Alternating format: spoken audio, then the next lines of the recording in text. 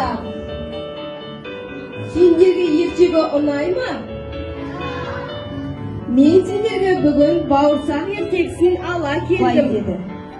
Кемпірім-ау, кемпірім-ау, маған бауырсақ пісіріп берші. Неден пісірем, көптен бері оңды.